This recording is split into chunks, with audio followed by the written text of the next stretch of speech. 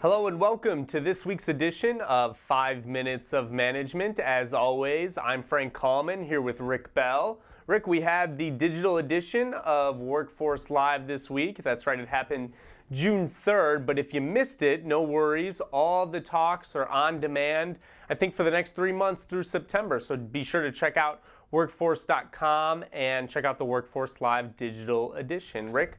Which was entertaining. It was entertaining. We had a good amount of attendees. I think we had more than 50 talks, comprehensive of, you know, our stops in D.C., New York, and Atlanta. So it was a pretty good event. And then we've got fall coming up, not in the not too distant future. That's right. So keep an eye out for that. San Francisco, right. September 9th. So Frank, we just released the Workforce 100 list. That's right. It's our second annual Workforce 100, and basically it is the top companies for human resources. So number one this year was Accenture. And then we also had Procter & Gamble on the list, General Mills, PepsiCo, and AT&T. So obviously some big companies on this list, and I think they're showing, because the methodology that we use, essentially compiling other lists to rate how these companies appear on the best HR companies. So I'm really impressed because I think we've got a good cross-section. We've got some small companies as well. Salesforce.com, I believe, was on the list. And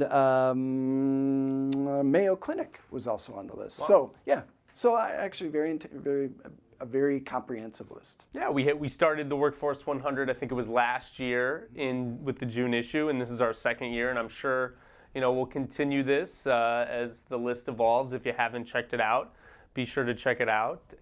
We're on workforce.com, and like you said, it's in the June issue. That's right. Rick, we also got kind of some interesting news out of Business Insider. It turns out the wage gap between men and women actually starts when they're kids. Pretty interesting. Some research showing that girls do more chores than boys and are less likely to get an allowance when they do chores. Well, when you only have daughters, what else are you going to do? I know. Except do them yourself. I find that's kind of an interesting... Yeah, at any rate, research projects on children's time use find that boys do 43 to 46 minutes of housework for every hour that girls do. And then, as we mentioned, boys tend to get more allowance for their work, for the work that girls do. So, Rick, what do you think? This is a little bit of a stretch to associate, allowance and chores to the professional wage gap, but you think this has relativity? Actually, I do. And if there's a way I can get my son to do 43 to 45 minutes worth of chores, I'm all in for that, no matter how much we have to pay him.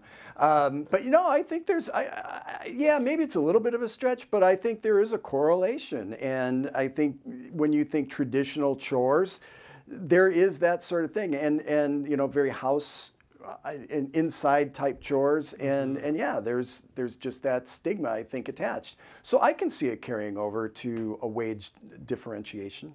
Yeah. So what else do we have this week? Okay, so former Rhode Island Governor Lincoln Chafee announced his nomination for the Democratic presidential nomination. But one thing that was interesting in his declaration was that he's advocating that the U.S. goes on the metric system. So now the metric system, obviously there's been pushes off and on for, well, back even to George Washington's days. But to me, it's like, can you teach an old dog new tricks? And I think that's the problem that Chafee or anybody is going to have trying to introduce this type of recalibrating, if you will, the way that we measure things. So I don't know. I find it to be very interesting, and good luck, former Governor Chafee. Well, I look forward to those presidential debates where we talk the merits of switching to the metric system. So lastly, Rick, before we go, workers' drug use appears to be on the rise. According to a report this week in the Wall Street Journal, traces of drugs from marijuana to methamphetamine to prescription opiates were found in 3.9% of the 9.1 million urine tests conducted for employers by Quest Diagnostics in 2014. That's up from 3.7% in 2013. So just about 2 percentage point difference, or 0.2 percentage point difference. Now, while those numbers seem small, the journal reports, they reflect a reversal of a long-time trend of declining drug use among workers.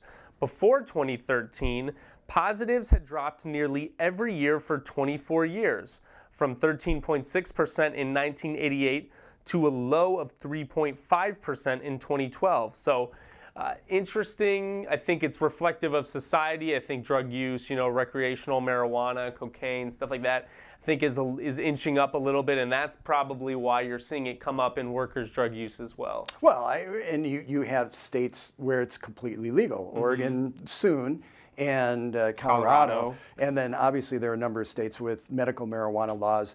But we've also seen this proliferation of the use of opioids, and a lot of it related to workers' comp. So people returning to work, they get addicted to the opioids, and then they wind up not being able to get off of them. So yeah, it's not a surprising statistic. And actually, to me, that's a pretty dramatic climb, I think. Yeah. Well, interesting. Well, that's all we've got for this week's edition of 5 Minutes of Management. Be sure to check out the Workforce Live digital edition on workforce.com. That runs on demand through September. And then also, if you're in the San Francisco area, be on the lookout for registration for Workforce Live San Francisco on September 9th. For Rick Bell, I'm Frank Kalman. Join us next week. Take care.